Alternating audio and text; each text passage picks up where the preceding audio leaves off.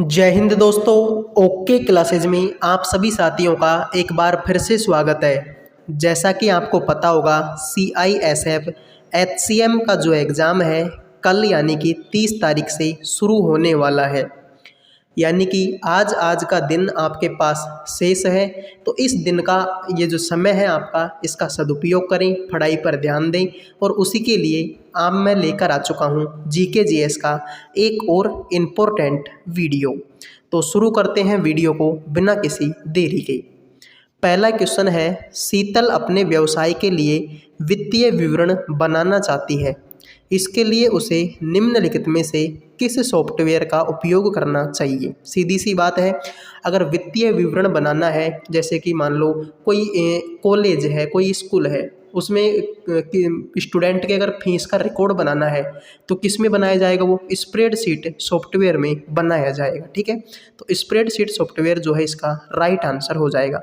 Presentation एक अलग चीज़ होती है। ठीक है, किसी वस्तु को अगर प्रेजेंट करनी है, जैसे कोई टॉपिक हो गया आपको, जैसे कि आपको ग्लोबल वार्मिंग पर कुछ बोलना है, तो उसके लिए प्रेजेंटेशन बनाई जाती है। ठीक है, तो वित्तीय विवरण अगर बनाना चाहते हैं तो स्प्रेडशीट का प्रयोग किया जाएगा। अंतर्राष्ट्रीय अंतरिक्ष स्टेशन ISS की प्रत्येक परिक्रमा में कितने मिनट लगते हैं? तो अंतर्राष्ट्रीय अंतरिक्ष स्टेशन की प्रत्येक परिक्रमा में 90 से 93 मिनट लगते हैं। अब अंतरिक्ष की बात हो रही है तो बात कर लेते हैं किसकी? इसरो की। किसकी बात कर लेते हैं? इसरो की। इंडियन स्पेस रिसर्च ऑर्गेनाइजेशन, इसकी स्थापना हुई थी 1969 में। कब हुई थी? 1969 में स्थापना हुई थी। इसके वर्तमान में अध्यक्ष कौन है? एस सोमनाथ। वर्तमान में अध्यक्ष कौन है? एस सोमनाथ इसके वर्तमान में अध्यक्ष हैं, नोट कर लीजिए। बात करें अगर DRDO की, DRDO defence research development organisation, इसकी स्थापना हुई थी 1958 में। और इसके वर्तमान में अध्यक्ष कौन है? समीर V कामत। समीर V कामत जो है DRDO के वर्तमान अध्यक्ष हैं। तो सारी बातें आपको एक एक करके नोट करनी है, माइंड में इस तरीके से बिठा लेनी है। अगर पेपर में क्वेश्चन आ भी जाए तो उसको छोड़ना नहीं है। ठीक है, आर्थिक समीक्षा 2020-21 के अनुसार महात्मा गांधी नरेगा के तहत मजदूरी प्रतिदिन है जो 1 अप्रैल 2020 से प्रभावी होगी। एक दिन की मजदूरी कितनी है? 202 रुपये।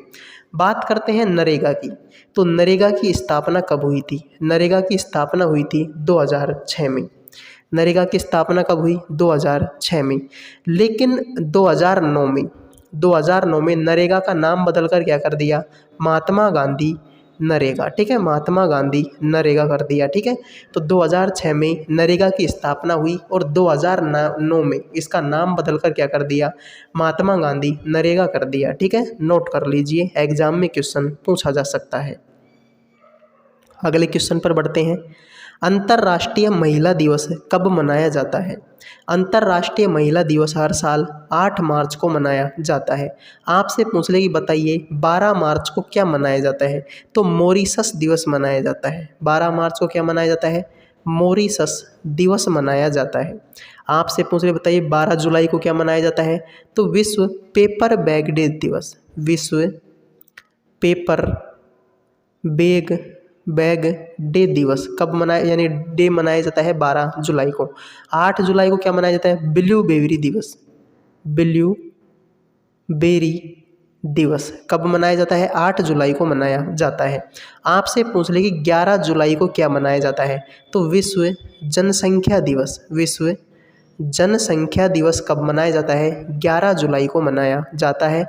नोट कर लीजिए, ये क्वेश्चंस एग्जाम में आ सकते हैं। 1757 में खालिस्तान ने प्लासी में सिराजुद्दौला के खिलाफ कंपनी की सेना का नेतृत्व किया था। तो 1757 में प्लासी के युद्ध में सिराजुद्दौला के खिलाफ कंपनी का नेतृत्व किसने किया? रॉबर्ट क्लाइव ने किया था। ठीक है, किसने? रॉबर्ट क्लाइव ने। प्लासी का युद्ध कब हुआ था? 1757 में। सर वॉरेन हेस्टिंग ने क्या किया था? वॉरेन हेस्टिंग ने क्या किया था? तो वॉरेन हेस्टिंग ने देखो क्या क्या किया था, बातों को सुनना। भारत में पहले सर्वोच्च न्यायालय की स्थापना की। भारत में फर्स्ट सर्वोच्च न्यायालय सुप्रीम कोर्ट की स्थापना किसने की थी? वॉरेन हेस्टिंग ने की थी। कहाँ पर की थी? कलकत्ता में की थी। आपसे पूछ ले कि जो द्वैध शासन है, द्वैध शासन, इसको भी समाप्त किसने किया था? इसको भी समाप्त किया था वॉरेन हेस्टिंग ने किया था, नोट कर लीजिए, ठीक है। लेकिन आपसे पूछ लेगी लॉर्ड मिंटो, तो मार्ले मिंटो सुधार अधिनियम किसको बोला जाता है? 1909 के अधिनियम को बोला जाता है। बात करते हैं लॉर्ड कॉर्नवालिस ने क्या किया, तो 1793 में इन्होंने स्थायी बंदोबस्त प्रणाली को शुरू की। स्थायी बंदोबस्त प्रणाली को शुरू की किसने? लॉर्ड कॉर्नवालिस ने, ठीक। तो एक एक करके सारी बातें आपको याद रखनी है। 1757 में जो सिराजुद्दौला के खिलाफ कंपनी की लड़ाई हुई थी उसका नेतृत्व किया था रॉबर्ट क्लाइव ने। वॉरेन हेस्टिंग ने पहले सर्वोच्च न्यायालय का गठन किया, कहाँ पर? कलकत्ता में, और द्वैध शासन को समाप्त किया। 1909 के अधिनियम को बोला जाता है मार्ले मिंटो सुधार अधिनियम। लॉर्ड कॉर्नवालिस ने 1793 में स्थायी बंदोबस्त की शुरुआत की थी। अगला है, जब रेत के कण बहुत महीन और हल्के होते हैं तो हवा इसे बहुत लंबी दूरी तक ले जा सकती है। जब ऐसी रेत बड़े क्षेत्र में जमा हो जाती है तो इसे खालिस्तान कहा जाता है। इसको बोला जाता है लोएस कहा जाता है, लोएस, ठीक है। अक्टूबर 2022 में प्रधानमंत्री नरेंद्र मोदी द्वारा निम्नलिखित में से किस गलियारे यानी कि कॉरिडोर का उद्घाटन किया गया था? तो अक्टूबर 2022 में नरेंद्र मोदी जी के द्वारा किस कॉरिडोर का उद्घाटन किया?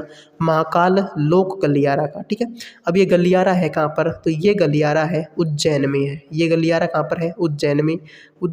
उज्जैन कहाँ पर है? मध्य प्रदेश में, ठीक है। जाके मुख्यमंत्री का क्या नाम है? शिवराज सिंह चौहान। और राज्यपाल का क्या नाम है? मगनू भाई छगन भाई पटेल, ठीक है। तो नोट कर लीजिए।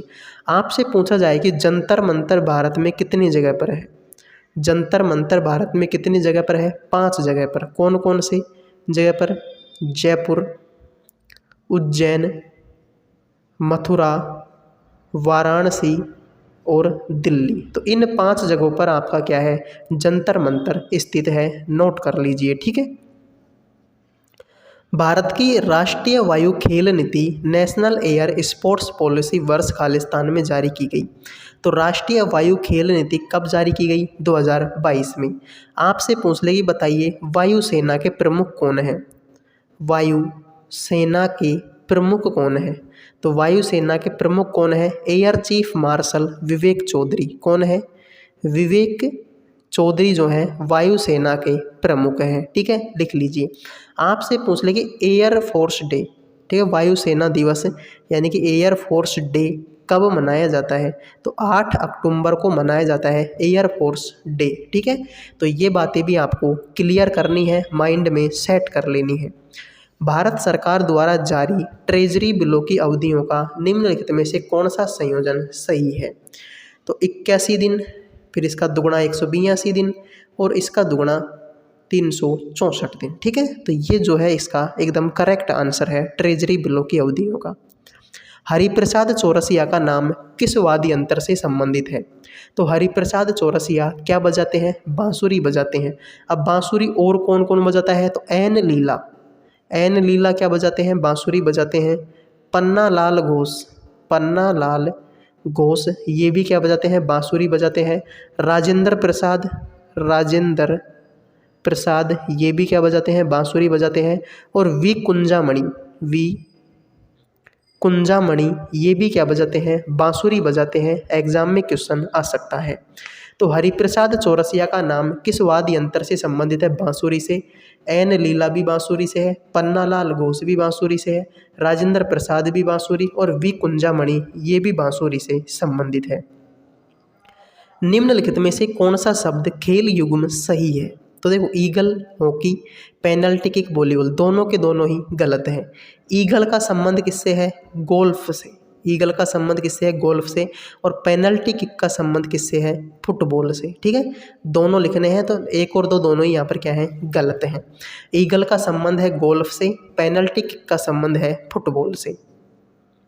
निम्नलिखित में से किस दाब पेटी को हॉर्स अक्षांश के रूप में जाना जाता है? तो किस दाब पेटी को हॉर्स अक्षांश के रूप में जाना जाता है? उपोषण उच्च दाब को, ठीक है, लिख लीजिए। The ministry of utmost happiness नामक पुस्तक के लेखक कौन है? तो the ministry of utmost happiness पुस्तक के लेखक कौन है? अरुंधति रॉय है। अरुंधति रॉय की और पुस्तकें एग्जाम में पूछी जा सकती हैं, तो लिखो the God of small things, the God of small things. ये पुस्तक किसकी है? अरुंधति रॉय की है। इसके अलावा आज़ादी पुस्तक की लेखक कौन है? अरुंधति रॉय है। इसके अलावा the cost of living, COST, cost of living, LIVING, इस पुस्तक के लेखक भी कौन है? अरुंधति रॉय है।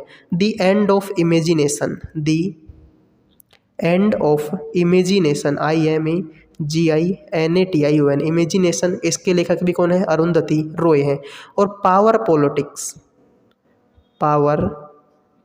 पॉलिटिक्स, ठीक है, इस पुस्तक के लेखक भी कौन है? अरुंधति रॉय है। तो अरुंधति रॉय की हमने कितनी पुस्तकें देखी? The ministry of utmost happiness, the God of small things, freedom यानी कि आज़ादी, the cost of living, the end of imagination, power politics, सारी पुस्तकें किसकी हैं? अरुंधति रॉय की पुस्तकें हैं। लिख लीजिए। नवंबर 2022 तक भारत का पहला नागरिक कौन है? तो नवंबर 2022 तक भारत का पहला नागरिक कौन है? द्रौपदी मुर्मू है। द्रौपदी मुर्मू 15वें नंबर की राष्ट्रपति हैं। लिख लीजिए। पहली आदिवासी महिला राष्ट्रपति हैं, पहली आदिवासी महिला राष्ट्रपति हैं। और महिला राष्ट्रपति कौन से नंबर की हैं? दूसरे नंबर की। इससे पहले कौन थी? प्रतिभा पाटिल थी। बात करते हैं द्रौपदी मुर्मू की, तो इससे क्वेश्चन आएगा कि आज़ादी के बाद पैदा होने वाली राष्ट्रपति, आज़ादी के बाद पैदा होने वाली राष्ट्रपति है कौन? द्रौपदी मुर्मू जी। FTP का पूर्ण रूप क्या है? तो FTP का फुल फॉर्म है फाइल ट्रांसफ़र प्रोटोकॉल। किसकी फुल फॉर्म है? FTP की। सितंबर 2022 में बेंगलुरु स्पेस एक्सपो में इसरो और खालिस्तान की अंतरिक्ष एजेंसी ने अंतरिक्ष तकनीकी पर ध्यान केंद्रित करने वाले दोनों देशों के स्टार्टअप के बीच आधा दर्जन समझौता ज्ञापनों पर हस्ताक्षर करने की सुविधा प्रदान की। तो इसरो और किस देश की अंतरिक्ष एजेंसी ने? ऑस्ट्रेलिया की अंतरिक्ष एजेंसी ने। इसरो की स्थापना मैं बता चुका हूँ 1969 में हुई थी। और एस सोमनाथ जो है वर्तमान में अध्यक्ष हैं। ठीक है। अगला क्वेश्चन है, निम्नलिखित में से किसने पायरुवेट ऑक्सीजन की उपस्थिति में लैक्टिक अम्ल और ऊर्जा में बदल जाता है? तो किसमें जो है पायरुवेट ऑक्सीजन की उपस्थिति में लैक्टिक अम्ल और ऊर्जा में बदल जाता है? मानव पेशी कोशिकाओं की उपस्थिति में। ठीक है। निम्नलिखित में से कौन मराठा वंश का एक प्रसिद्ध शासक था? तो छत्रपति शिवाजी महाराज थे। बिल्कुल राइट बात है ये। और मराठा वंश के संस्थापक भी कौन थे? छत्रपति शिवाजी महाराज। ठीक है। रायगढ़ के किले में क्या हुई थी? मृत्यु हुई थी। WHO के अनुसार यदि किसी व्यक्ति का BMI 18.5 से कम है तो उसे खालिस्तान के रूप में वर्गीकृत किया जाता है, सामान्य से कम वजन के रूप में। ठीक, सामान्य से कम वजन के रूप में। खालिस्तान पूर्वी घाट का सबसे ऊंचा पर्वत शिखर है। तो देखो, पश्चिमी घाट का सबसे ऊंचा पर्वत अनाईमुड़ी है। पूर्वी घाट का सबसे ऊंचा पर्वत महेंद्रगिरी है। भारत का सबसे ऊंचा पर्वत चोटी कंचनजंगा है। खासी पर्वत मेघालय में पाया जाता है। ठीक है, सारी बातें आपको लिखनी है। क्वेश्चन आ जाए कि पश्चिमी घाट और पूर्वी घाट जहाँ पर आकर मिलते हैं उसको क्या बोला जाता है? नीलगिरी पर्वत बोला जाता है। और नीलगिरी पर्वत की सबसे ऊंची चोटी का नाम डोडा बेटा है। ये सारी बातें आपको नोट करनी है। ठीक है। भारतीय संविधान की 7वीं अनुसूची की राज्य सूची में किसका उल्लेख है? तो 7वीं अनुसूची की राज्य सूची में किसका उल्लेख है? दाव और द्यूत का। रेलवे तो किस सूची में आता है? संघ सूची में। संघ सूची का विषय है कौन? रेलवे। ठीक है। निम्नलिखित में से कौन सा त्योहार तेलुगु नववर्ष के रूप में मनाया जाता है? तो तेलुगु नववर्ष के रूप में उगादी फेस्टिवल कहाँ का है? कर्नाटक का है। ठीक है, आंध्र प्रदेश कर्नाटक में मनाया जाता है। ठीक है। मोनपा ये जनजाति है अरुणाचल प्रदेश की। कहाँ की है? अरुणाचल प्रदेश की। और विशु त्योहार कहाँ का है? तो विशु है आपके केरल का। ठीक है, लिख लीजिए। मोनपा अरुणाचल प्रदेश, विशु केरल, उगादी कर्नाटक आंध्र प्रदेश। ठीक है, लिख लीजिए। कौन सा महाद्वीप विश्व का आधे से अधिक टिन का उत्पादन करता है? तो आधे से अधिक टिन का उत्पादन कौन सा महाद्वीप करता है? एशिया महाद्वीप करता है। संसार का सबसे बड़ा महाद्वीप है। खेलो इंडिया युवा खेल के चौथे संस्करण की मेजबानी भारत के किस राज्य ने की थी? तो चौथे संस्करण की मेजबानी हरियाणा ने की थी। और 5वें संस्करण की मेजबानी किसने की थी? मध्य प्रदेश ने की थी। मध्य प्रदेश के 6 शहरों में इसका आयोजन किया गया था। बात करें सबसे ज़्यादा मेडल किसने जीते? सबसे ज़्यादा मेडल किसने जीते? महाराष्ट्र ने जीते हैं। कितने जीते हैं? तो 55-56 तो इन्होंने जीते हैं गोल्ड मेडल। 55 जीते हैं सिल्वर मेडल और 50 जीते हैं ब्रॉन्ज मेडल। और इसी के साथ में दूसरे नंबर के पोजीशन पर कौन है आपका, हरियाणा है। ठीक है, तो चौथे संस्करण की मेजबानी हरियाणा ने की और 5वें संस्करण की मेजबानी मध्य प्रदेश ने की। स्वतंत्र भारत में जन्म लेने वाले पहले भारतीय राष्ट्रपति कौन है, पहले ही बता चुका हूँ, द्रौपदी मुर्मू है, 15वें नंबर के राष्ट्रपति है। ठीक है, तो ये थे आज के 25 क्वेश्चन जो आपकी CISF HCM एग्जाम के लिए इम्पोर्टेंट है। मिलते हैं नेक्स्ट वीडियो में। जय हिंद, जय भारत।